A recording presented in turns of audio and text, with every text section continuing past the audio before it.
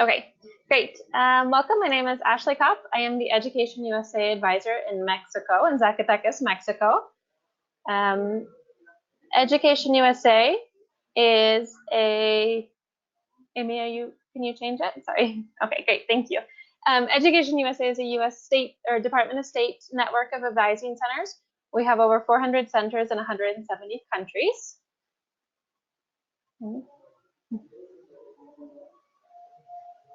We are what we say is your official source on U.S. higher education. With Education USA Advising Centers, we offer accurate, comprehensive, and current information. Our services are free to international students looking to study in the United States. So it's definitely encouraged. We'll put information at the end here to contact an Education USA advisor near you so that you can learn more about our services and how we can support you. And one of the activities in particular that we do is to offer free webinars or video conferences for people interested in learning more about the higher education process in the United States and how they can apply to universities and colleges. So today we have members from IELTS USA and the British Council who will be sharing some important information with us about one of the commonly accepted English language exams to enter into university and graduate level programs in the United States. So thank you, Amy and Alex, for being here. I'm going to go ahead and turn my mic and my camera off. So I'll turn it over to you guys and I look forward to some great information from the both of you. Thanks, guys. All right, great. Thanks, Ashley. So my name is Amy Carter. I'm the Senior Marketing Manager for IELTS USA based in Los Angeles, California. And my colleague Alex Wood is from our British Council IELTS team in Latin America based in Colombia. So today we're just going to take you through a very brief overview of the IELTS test. We'll give you information about the test format as well as the scoring system. And then we'll also show you some of our testing centers that we have within the region. We're also going to give you a test taker journey and some tips to help you prepare for the test, and we'll also give you some resources at the end. So just as a very quick overview, I work for, as I mentioned, IELTS USA, which was founded in 1999, and we are the US-based division of IELTS that's responsible for supporting US institutions, colleges, and universities that accept the test. We offer free services and workshops to admissions and ESL professionals throughout the US, and we also manage the test administration of the test in the USA. So we are based, again, in Los Angeles, California. So a couple of things that I'd like to cover about IELTS. So one, we're a test of international English. We measure 4 skills: listening, reading, writing, and speaking. We offer a paper and pencil test with a live face-to-face speaking assessment with an examiner, but we're also going to be offering computer-delivered testing in certain markets within the next couple of months. We have 2 tests, which are academic and general training, and we have a 9-band scale. So scores range from essentially 0 to 9, and we also offer half bands. We offer a variety of test questions, so questions that are similar to fill in the blank. We also have matching, true and false questions, and we have examiners and clerical marker staff that go through extensive training. And finally, we are jointly owned by 3 global partners. So moving on to the next slide, as I mentioned, we are owned by 3 organizations. One is the British Council, the other is IDP IELTS Australia, and the third one is Cambridge Assessment English. So Cambridge Assessment English is responsible for the development of the test, and the British Council and IDP IELTS Australia are responsible for the administration of the test everywhere around the world except for the United States. So now I'd like to cover a few myths about IELTS. So first, it is not a test of British English. As I mentioned previously, it's a test of international English, so we accept all varieties, standard varieties of English, such as North American, British, and Australian. It's also not a culturally biased test, so you don't have to know any subject-specific information in order to do well on IELTS. It's not a test of just grammar because language is more than that. So again, we assess listening, reading, writing, and speaking abilities. And it's also not a test of your ability to study or work effectively. It's an English proficiency test, so we are only trying to measure those skills. It's also not a pass or fail test. We often hear that. And so each institution sets their own IELTS score requirement. And it is then that you are needing to meet the minimum thresholds or requirements that are set by those institutions. So there isn't really a pass or fail because we offer IELTS band scores. So it's dependent on the actual minimum score that an institution requires. And finally, we don't recommend that you take IELTS multiple times without preparing. There's no limit on the number of times that you can take the test and when you can register, but we definitely recommend that you take some time to prepare before you register to take the test again. So now I'd like to give you a few stats about IELTS global mobility. So within the past year, we tested more than 3 million tests around the world, making us one of the most popular high-stakes English proficiency tests on the market. We are trusted by over 10,000 organizations all around the world, and we have more than 1,200 testing centers and locations that are located in over 140 countries globally. And the next slide, I'm going to show you just a few samples or examples of institutions within the US that accept IELTS. So we're accepted by over 3,300 US institutions, such as University of Southern California, Harvard, NYU, Northwestern. And if you want more information about or to view a list of all of the institutions that accept IELTS in the USA, you can visit www.ielts.org/USA, and there's a downloadable list that includes all of the institutions within the US that accept and the scores that they require for admissions. So as I previously mentioned, IELTS is a test that assesses or measures 4 skills, so listening, reading, writing, and speaking. So I'd like to cover the format of the test to help you familiarize yourself with it. So we offer 2 different tests, academic and general training. So academic is typically used for higher education and professional registration, and general training is used for immigration or employment purposes. So as you can see on this slide, we offer academic and general training that are essentially follow the same format. Everyone takes the same listening test and the same speaking test, but there are there's different content for the reading and writing sections when you take the academic versus the general training. And the test is just under 3 hours. So next I'm going to cover very briefly our IELTS band scores. These are the typical range of scores that most university admissions offices are requiring. So you typically see a range of scores between 5 and 7. I would say most community colleges or associate programs will require a band 5 or 5.5. We tend to see a 6 or 6.5 requirement for undergraduate programs, and then most graduate programs are going to be a 7 or above. So again, it varies depending on the institution and the scores that they're setting for their program. So you want to make sure that you're aware of what the requirements are for the programs that you're interested in applying to. So now I'm going to pass the presentation on to Alex, who is going to give you an overview of where our testing is available.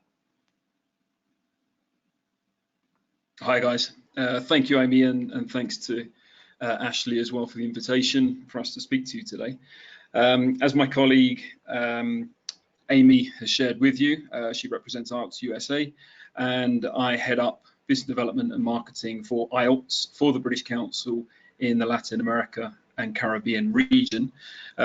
Just to give you guys an idea, the British Council, as has been mentioned, is responsible for test delivery and administration.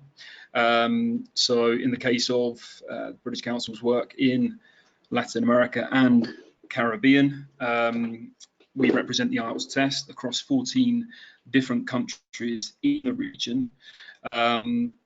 Among those, Mexico, and worldwide, we're responsible for delivering more than 3 million English language and professional tests. And our test delivery in Mexico covers currently 22 cities in total, and I'm sharing a number of cities where we are currently represented by the British Council in Mexico. So you can see, hopefully you can see on the slides being shared, that those 9 cities cover a range of regions and territories across the country. Obviously, with Mexico being such a large territory, it's very important for us in terms of the work of the British Council in order to facilitate international opportunities, that we are able to deliver the test in a number of regions so that we extend that ability for people to access opportunity to international education, of which an international certified English language test is extremely important. We will have a short space for questions towards the end, so if you do have any specific questions around test availability, especially for our IELTS, our Education USA advisors, we're very much interested in maintaining communication and understanding what testing requirements you're seeing for students in your region and whether there's opportunity for us to extend delivery there. For our countries in the Latin America and Caribbean region, there is a range of test fees in both local currencies and in some of our countries in US dollars. In the case of Mexico, the test is available only in Mexican pesos, and as you can see there, it's available at 3,400 in Mexico City, and outside, so in the provinces, it's at 3,600. Just taking through in terms of availability, Amy mentioned that the test is available in 2 modules, academic and general training. It really is important for test takers to be very clear on which of the 2 modules they would need to take according to their requirement. That requirement is most likely set by the receiving organisation. So in the case of studies overseas, the large majority would be requesting or requiring the academic module. However, if there are any misunderstandings or need for clarification, we can run through what the differences are on general training and academic through more specified sessions with advisors or test takers. And also there is the facility to make a change to your registration. So for test takers that perhaps register for one of the modules and then at a later date requires a change. However, there are quite strict policies around both refunds and transfers of test types. The other thing to be aware of is also the test date availability, and therefore, although we may accept a transfer of a test module, we would need to ensure that there is availability. So it really is important to select the correct module from the start. We have a range of test dates, anywhere between 1 and 4 test sessions per month across different cities. That varies between Mexico City, where we have most availability, and pretty much run 4 test sessions per month, into some of the smaller cities across the country, where we may limit the number of sessions available just based on demand. But of course, we increase demand around times of the year where it's most needed. So for closing deadlines of applications to US universities being one of the key kind of elements during the year with which we would increase that availability. And again, in consultation with Education USA advisors, we're always more than happy to kind of open some dialogue with you and understand if there is additional need for testing based on particular closing dates around applications. So there, to give you an idea of the range, you'll see that academic is more widely available than general training because of that requirement for universities overseas, and also that we offer test sessions on both Thursdays and Saturdays. And that just opens up for people that may have midweek commitments. They have the weekend availability on Saturday, and vice versa. For those that have commitment on Saturdays, there is that option to take the test on a Thursday. In terms of the test taker journey, it's something that we view as trying to ensure that we are very user friendly, and it's something that's always useful for Education USA advisors to be aware on in case any students are coming to them with any issues. But of course, whilst all of the information that we have is online, we do have offices, British Council offices in Mexico City, with a large team there dedicated to managing our exams, and therefore a customer service team that are happy to pick up the phone and respond to any direct inquiries. But as I say, in terms of the actual journey itself, we've designed it in such a way that it should be user friendly to people to go from start to finish online. So once you've set out to select the type of test that you would take on the IELTS.org international website, it's a case of selecting the relevant venue. We have more than 1,200 globally, but as I've mentioned, the important thing for those of you that are joining us from Mexico is to know that we do have 22 locations across the country currently. So it's a case of selecting the appropriate venue and then from there running through the application process. We do have an accompanying guide that actually runs through in a bit more detail, step by step, the application process. So that's something that will be shared with all of you that are joining us today. And the application can be completed fully online, and it is the recommended version, but there is still a paper version that again we can provide to Education USA advisors so that you have familiarity with that, and also availability of that on site at your offices. Key to registration is of course the ID, so it's very important to check for any country. There is a variety of IDs, stipulations on which IDs are accepted. Passports are always accepted, and in most cases for countries, national ID cards. It is fundamental to make sure that you are selecting the accepted version of ID, although if there are any issues, our administration team can pick up on that. And one point there, once you do register with a particular ID, it must be that same form of ID. So if it's your passport, you must take your passport to the test centre on the day of the test session. Once you've gone through that registration process, an email of acknowledgement will be sent out to the test taker, and a subsequent email after that confirming payment once that has been made. We have online payment facility for test takers in Mexico, and also offline payments as well. So a bank transfer can be made, or more specifically, payment within the physical bank offices, and then the confirmation slip of that payment sent to our office.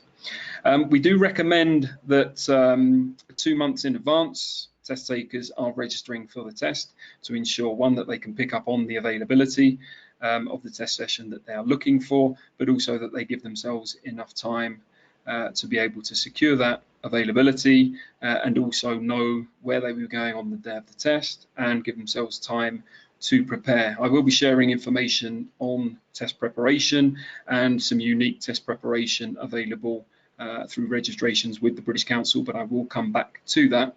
Another point to highlight here on the first step of registration is for special requirements. So if any test taker has a particular disability, then please do inform us. For that, we would need 6 weeks prior notice, but we do have a number of special accommodations. Again, those special accommodations can be found on the IELTS.org website. And again, we do have a team on hand in Mexico City for direct communications to go through any specific cases, just to reassure all of you on that.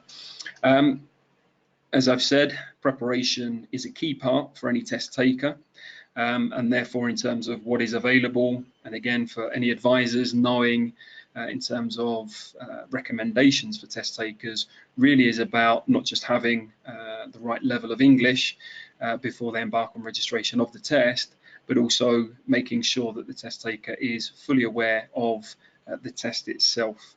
And part of that is preparing both in terms of techniques for the test, but also more specifically towards what's available in terms of test preparation. I've mentioned information for candidates booklet that will be made available to all attendees, but again is also available on that global website, IELTS.org.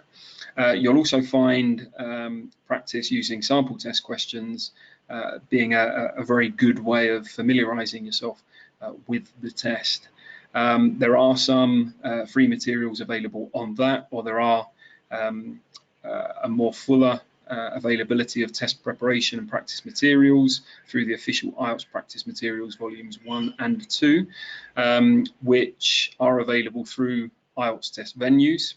And as the note says there, that's something that we are happy to make available to Education USA advisors to have on hand within your libraries. An area of importance again is that flexibility with having online preparation. In terms of test registration through the British Council facilitates 20 hours of prep included within the price of test registration. And Road to IELTS provides test preparation material aligned with the IELTS test for all 4 of the language skills, so for the writing, reading, listening and speaking sections. And finally, of course, just registering and that advice of test takers registering for either direct or online prep courses, just to really refine techniques and being prepared to take the test, because often test takers are running to a particular timeline to facilitate their application to an overseas university, and therefore should give themselves the best chance of receiving the score that they require. Just in terms of some more availability, again referring to online courses, MOOCs specifically, massive online courses that we have available through British Council, Cambridge Assessment and University of Queensland. Again, the fact that they are free in nature means that they are very accessible to all test takers and non-test takers, people that want to familiarise themselves with test material and the dynamics of the IELTS test. It's a very good way to pick up on that. So again, there will be a link to that shared through the presentation that will be shared with each of you to enable you to understand when and where these MOOCs are available. In terms of the test day itself, I think we all know that people tend to be quite nervous on the day of the test. There's often a lot riding on it. It's a high stakes, especially if the score is required for overseas education opportunities or generally immigration. And therefore we do have some very basic tips on what to be prepared for, just to ensure that test takers are ready and aware of what will meet them on the day of the test. Of course, arriving early is very important. The test itself runs to a very punctual schedule. We have on hand on test days a number of invigilators or proctors and our test supervisors. So there are people on hand with vast experience on test day delivery that do everything they can to make it as straightforward as possible for the test takers. But of course, arriving with plenty of time is very important, because once registration is closed for the day, once those doors are closed on the test session, there are no exceptions to letting people into the test once it's underway. I mentioned the ID earlier. It's fundamental that the same ID that was used for registration and is of course valid in terms of the date is the same one that's taken to the test session. Again, there are no exceptions on that. And we do have our method, our computer-based method for registration on the day of the test, and that's really to ensure to those receiving organisations the levels of security that should go with international test certification. So as well as arriving with a valid ID, both photos and finger scanning are carried out for test registration, and again on the morning of the test session before entering the test room, so that we can verify a test taker's identification. Where test takers would store their belongings is also important, just in terms of waylaying any fears. There is a safe space to store any belongings, because again, it's a strict requirement of the IELTS test to ensure levels of security, that nobody is able to enter any mobile devices or personal items into the test room. But again, to do away with any stress on the day of the test, test takers are advised not to take valuables with them. In terms of test results and the delivery of those results, that's the fundamental purpose for test takers in coming to an IELTS session. The reassurance of when their results are available are of the utmost importance. We can guarantee that test results are released within 13 days of taking the test. So that goes for the physical copy of their test report form. There is an online preview of results just before that and available up to 28 days after the test. Test fee does include up to 5 copies of the test result that can be physically sent to receiving organisations. Again, that's something that the test administrator needs to be made aware of prior to the test date, and therefore during the registration process that's made very clear, and a reminder of which is sent out in the confirmation emails, as well as the physical or paper test report form. Institutes are able, so receiving organisations are able to access results online through our test verification system. And for test takers, it's important to be aware of the results being available for 2 years, so they can request that results are sent out to receiving organisations up to 2 years after taking the test with the particular centre that they registered with. There is an opportunity for results to be reviewed. There is a clear process for reviewing test results. That's our inquiry on results service. There is a fee attached to that, and it's important to be aware of the timelines involved. So that can run up to approximately 6 weeks after handing over of the original test results. So again, candidates must be aware of that once they're considering registering for a test and how that fits with their application process and timelines there. Before we wrap up, I wanted to run through some tips for the test. So just covering the 4 main skills: listening, reading, writing, and speaking.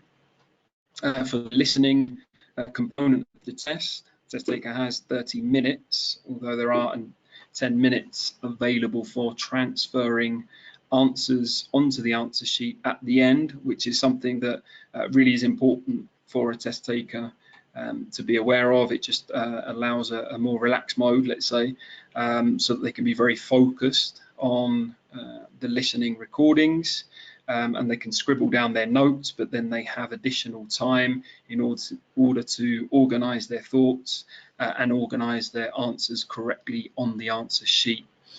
Each recording is only played once, so again, advice to all test takers is for them to be alert and maintain their concentration through that listening section, and also to ensure that they are kind of taking a quick scan over the questions to familiarise themselves before each recording is played. In terms of the reading section, that one runs to 60 minutes.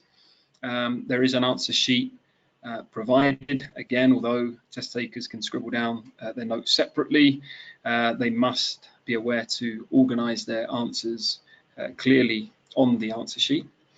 And with that, they do get roughly 20 minutes to spend on each task, or rather that's the recommendation, just to give themselves enough time to run through their answers and check those before submitting. It's very important to manage time well, and again, all of the advice around test preparation, part of that I mentioned at the top is that somebody can have a good level of English, but not necessarily perform well in a test if they've not prepared for it.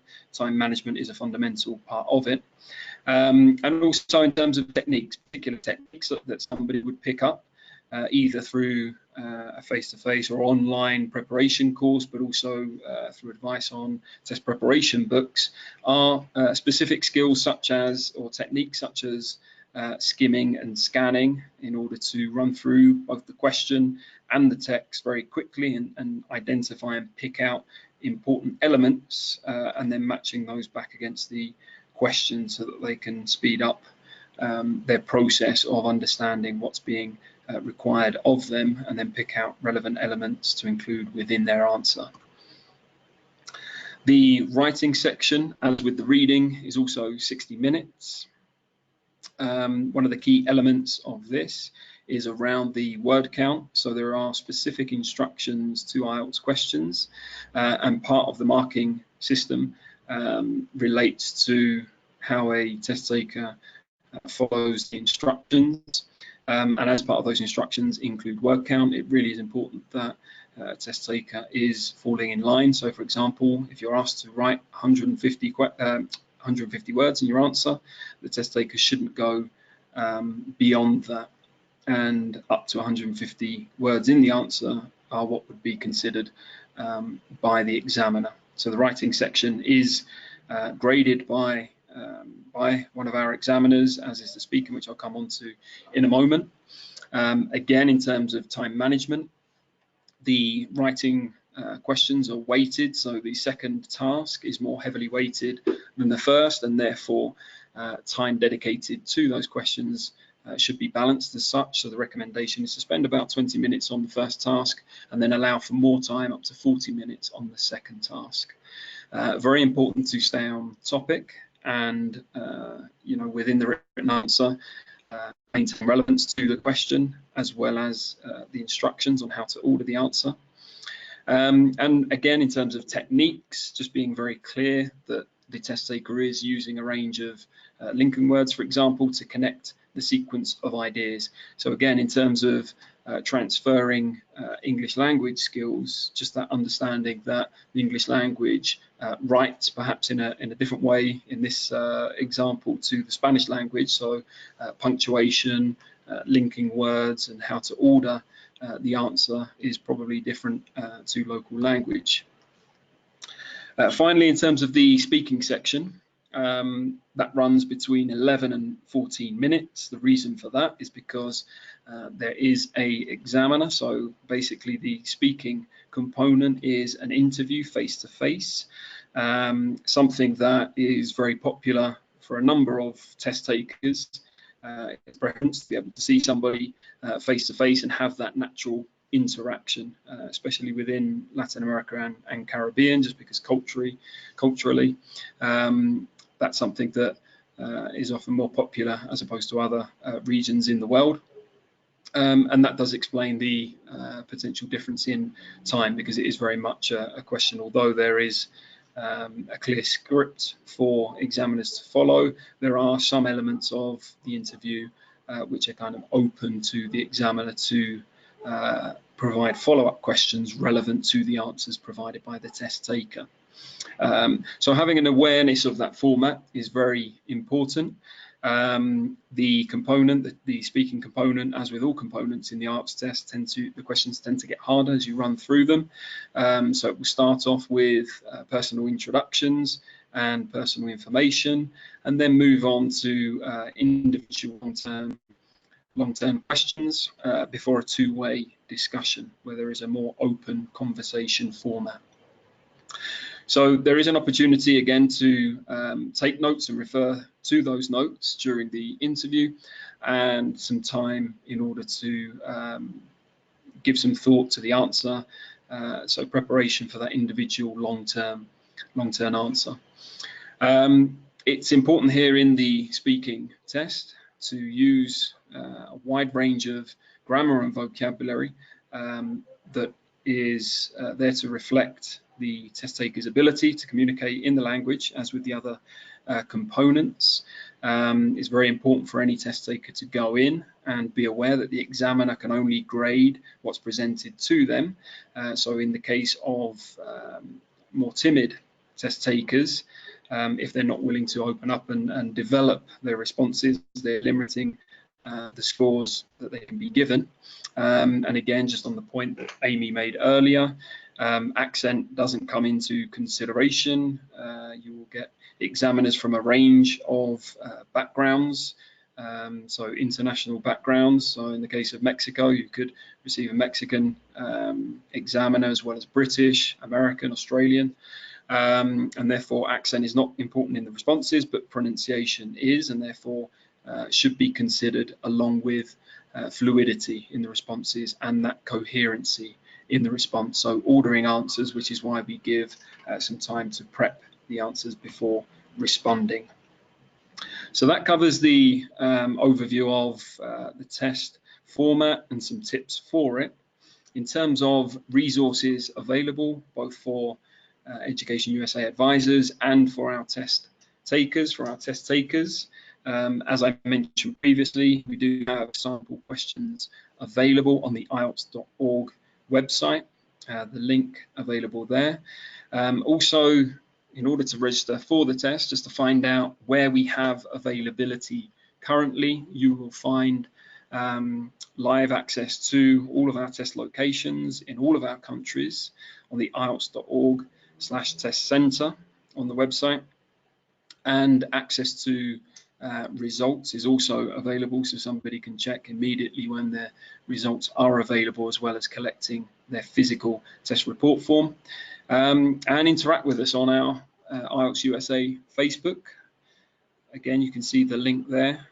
It's a very useful resource just in terms of learning more from others' experience. So we share tips and testimonials, both from examiners, teachers that work with IELTS, as well as previous test takers. And there are a range of activities available for interested test takers to, again, interact with. And in terms of for advisors, we have a stakeholder newsletter that you may already be receiving. If not, please get in touch with us. Complimentary brochures as well. I've mentioned the test taker information booklet that's really important for advisors to familiarize themselves with the test, but also to have on hand to hand out for any interested potential test takers. There's also an IELTS.org online tutorial available, as well as webinars such as this and local presentations. I've mentioned the office, or I have a team of people that I manage in Mexico City. I'd be more than happy to set you guys up directly with them. I'm based in Bogota in Colombia, but visit Mexico regularly, and I'm in touch with your team there. So again, happy to get in touch with you guys. But in terms of first contact, please feel free to get in touch with us at marketing@IELTSusa.org for all of your requirements or inquiries that you may have. And of course, we're more than happy to send out. We will be coordinating with both Ashley and Maria Mercedes in terms of coordinating sending test prep material out to each of your offices, so that you do have that on hand. And I'd also be interested for the team that are joining us from Mexico to coordinate and get more familiarity with the IELTS test, perhaps even through taking a test with us. So I will fill you in more on that through Ashley and Maria Mercedes. Again, I mentioned Facebook, so that's IELTS USA, as well as our IELTS USA Instagram. So connect with us on social media. It's a good way to link up and keep up to date with activities that we are running, what's going on, and what we could replicate for you in Mexico. So before we wrap up and hand back to Ashley, who I know has some more information to share for activities with Education USA, his contact for both myself and Amy. But if we have any questions now, I think now would be a good time if you'd like to share that with us.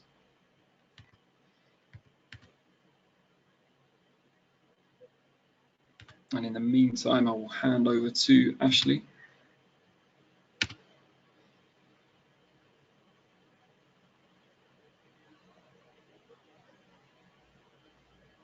Okay, I'm just checking the tab on the right-hand side. I don't see any questions. Ashley, have you seen anything come through? I don't think so. Give me just a second here. So I'm a little behind here.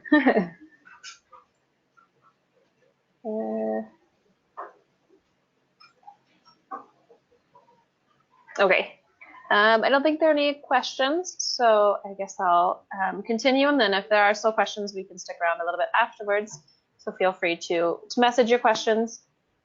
We do have a couple of upcoming events for Education USA. These are online events that you can participate in from wherever you are in the world. So the next thing we have coming up is this Thursday at 10 a.m. Eastern time, so in Mexico For a good portion of Mexico, that will be 9 in the morning. You can join it on Facebook, on our Education USA page. And again, this will be broadcast throughout the world, so just double check your timing, because it will not be 10 in the morning for everyone. So I hope you can join that. We do have regular Education USA interactives that you can participate in throughout the year. And we will have another activity coming up later this month, the Free University Fair, another online event, which will take place on August 29th. It is, again, Eastern time, which is the same time as Washington, D.C. or New York City. So 4 in the morning through 4 in the afternoon. So again, just check your timing. This will be a great opportunity to connect with university representatives if they don't come to visit your town, or for whatever reason you're not able to meet with them in person. You can connect with around 80 representatives online. We also have social media. We have a number of social media areas, or ways to connect with us on social media. So there's Facebook. I've included on the left side is more specific to Mexico or perhaps our region, and on the right side is General Education USA. So if you're connecting in Mexico, you can connect with both, but it'll probably be more efficient to connect with our Mexico pages. But you can also connect with our Education USA program directly from DC. We also have a website, so I encourage you to check our website if you haven't done so already, and you can also connect with or find out where the center is that's closest to you. So that is another great resource. So I think that's all I have specifically for Education USA. So I appreciate you, everyone, connecting.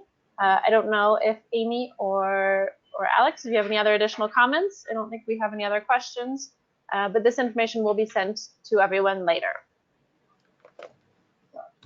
No, great. Thanks, Ashley, and thanks, Alex, and thanks everyone for who are participating today. If there are any questions, please do feel free to contact us. Thank you. Just thanks again to everyone. Thanks, Ashley. Yep. Have a great day, everyone, or night, depending on where you are.